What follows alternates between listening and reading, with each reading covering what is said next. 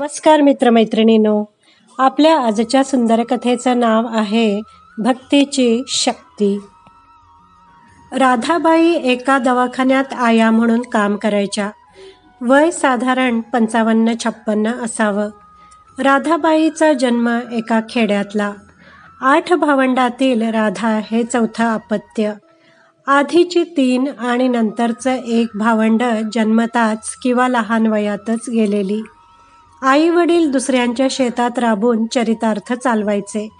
घरात अगदी हलाखीची परिस्थिती नसली तरी श्रीमंती देखील नव्हती. 2 वेळेला खाऊन पिऊन सुखी होते ते. त्या काळी प्रत्येक अपत्याची जन्मवेळ नोंदवण्याचं कोणाच्या डोक्यातच नव्हतं.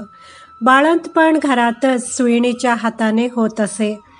मग जनगणनेचे अधिकारी जेव्हा मुलाची जन्मतारीख विचारायचे तेव्हा त्यो बघा भादव्यातला आहे. हे पाऊस कोसळत होता आणि हिथं माझ्या सुनेला रातच्याला कळा सुरू झाल्या. लगालगा रुक्मावतीला बोलावून घेतलं आणि ह्यो जन्मला. घरातल्या आजीची ही अशी अनुमान धपक्यानं दिलेली उत्तरं. मग ते अधिकारी स्वतःच त्या मुलांकडे बघून मराठी महिन्याला इंग्रजीत रूपांतरित करून अंदाजे जन्मतारीख लिहायचे. या अशा काळात जन्मलेल्या राधाबाईला वयात आल्या आल्या जे पहिलं स्थळ आलं ते शेजारच्या गावातील एका नात्यातल्या मुलाचं. बघण्याच्या कार्यक्रमात सुपारी फोडली आणि मग राधाबाईचं लग्न झालं. पाठवणी करताना तिच्या लाडक्या विठ्ठलाची छोटीशी मूर्ती तिने आवर्जून सोबत घेतली. राधाबाईचे वडील निस्सीम विठ्ठल भक्त. दरवर्षी पंढरीची वारी त्यांनी कधी चुकवली नाही. घरातील वारकरी वातावरणामुळे राधाबाईला लहानपणापासूनच विठ्ठल भक्तीचं वेड लागलं. एकदा राधाबाईच्या सासरच्या गावी भीषण दुष्काळ पडला. विहिरी आटल्या, नदी नाले कोरडे पडले.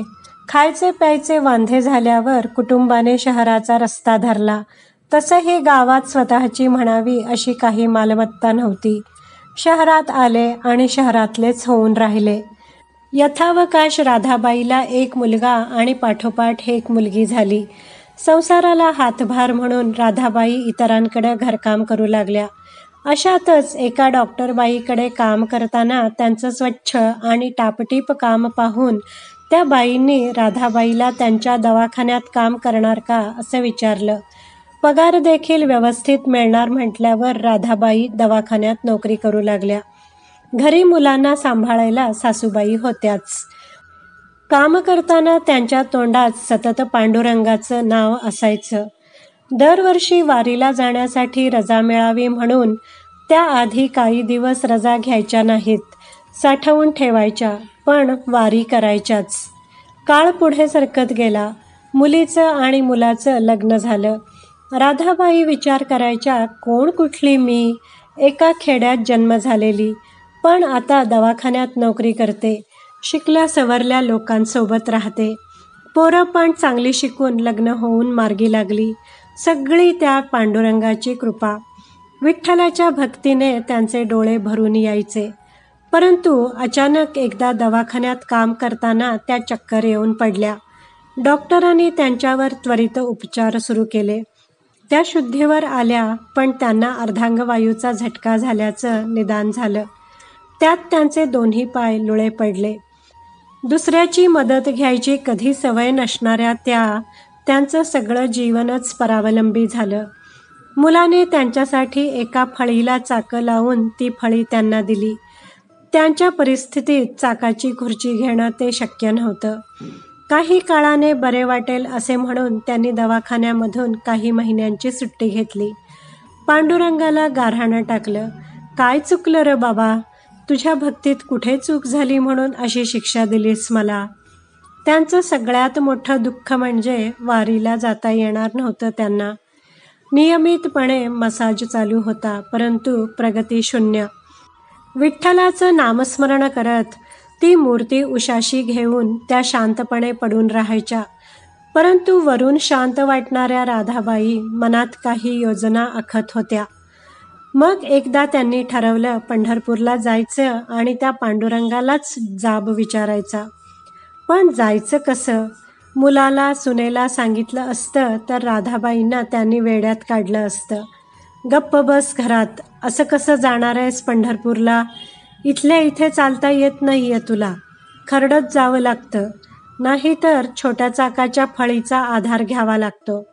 आम्ही सगळे करतोय ना तुझं, शांत बस मग. आषाढ महिना सुरू झाला आणि राधाबाईंची उलघाल खूपच वाढली. पांडुरंगाच्या भेटीची आस काही केल्या त्यांना स्वस्थ बसू देत नव्हती. खूप खूप विचार केला आणि जायचंच हा विचार पक्का केला. गुपचूप थोडेफार कपडे पैसे जमा केले आणि एकदा भल्या पहाटे घराला जाग यायच्या आधी छोटंसं बोचकं आणि विठ्ठलाची मूर्ती घेऊन त्या फळीवरून निघाल्या. विचार केला, इथे असेच मरायचे त्यापेक्षा त्या पांडुरंगाच्या भेटीला तरी जाऊ. भेटला तर ठीक, नाही तर भेटीला जाताना तरी मरण येईल आपल्याला. रस्त्यात जागोजागी वारकऱ्यांसाठी खाण्याची राहण्याची सोय असतेच. इकडे घरी त्यांच्या गायब होण्याने गोंधळ झाला. आजूबाजूला शोध घेतल्यावर पोलिसांमध्ये तक्रार दाखल केली. आईला नेहमीच फळीचा आधार घ्यावा लागतो, तर आई कुठे लांब कशी जाऊ शकली असेल? त्यांचा मुलगा उत्तर शोधण्याचा प्रयत्न करत होता. मजल दर मजल करत राधाबाई पंढरपूरला पोहोचल्या. चंद्रभागेच्या तीरावर पोहोचल्यावर अत्यानंदाने त्यांचे डोळे भरून आले. बा विठ्ठला, इथवर आणलंस मला, आता असंच तुझ्यासोबत ठेव मला कायमची, असं म्हणून त्यांनी तिथली माती कपाळी लावली. सगळीकडे वारकऱ्यांची गर्दी झाली होती. भजनाने, टाळचिपळ्यांच्या नादाने, विठ्ठलाच्या नामघोषाने सारी पंढरी दुमदुमत होती.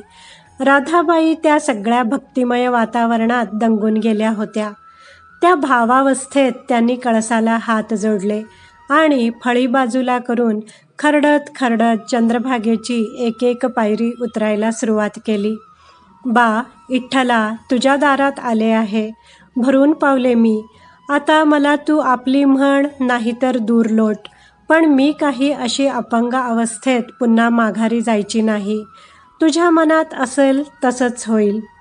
शेवटच्या पायरीवरून त्यांनी स्वतःला चंद्रभागेच्या स्वाधीन केले. 1-2 गटांगळ्या खाल्ल्या आणि अहो आश्चर्यम, त्यांचे पाय नदीच्या पाण्यात टेकले. त्या त्यांच्या स्वतःच्या पायावर उभ्या राहिल्या. आधी त्यांना काही समजलंच नाही. मिटलेल्या डोळ्यासमोर निव्वळ तो सावळा विठ्ठल दिसत होता. तो त्यांना हाताला धरून उभं करत होता आणि त्यांचं शरीर, त्यांचे पाय विठ्ठलाचे ऐकत होते. त्या सावकाश उभ्या राहिल्या, पुन्हा पाण्यात बसल्या. परत त्याने त्यांच्या हाताला धरून उभं केलं. राधाबाईंना हे स्वप्न की सत्य हेच कळेनासं झालं. डोळे उघडले तर विठ्ठल दिसणार नाही म्हणून त्यांनी डोळे आणखी घट्ट बंद करून घेतले. पण आता ते झरझर पाजरू लागले होते. त्या पाण्याच्या पडद्याआडून विठ्ठलाचं रूप हळूहळू धुसर होत गेलं. त्यांनी डोळे उघडले, खाली पायाकडं पाहिले, पाय हलवले आणि त्यांना आपल्याला पाय असण्याची जाणीव झाली. त्यांना उभं राहता येत होतं, चालता येत होतं. त्या पायऱ्या चढून वर आल्या आणि खाली मातीत त्यांनी लोटांगण घातलं. अरे, माझी हाक तू ऐकली, तू स्वतः मला उभी करायला आलास.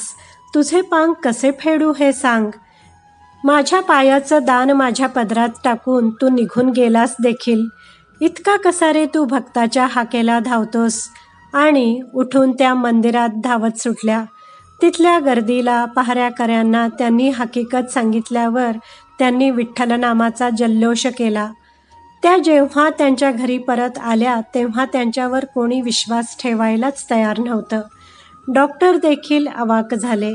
पायांच्या नसा पूर्णपणे बाद झाल्यावर काहीही न करता केवळ चंद्रभागेत स्नान केल्याने त्यांचे पाय ठीक झाले, ही बाब डॉक्टरांना आश्चर्यचकित करत होती.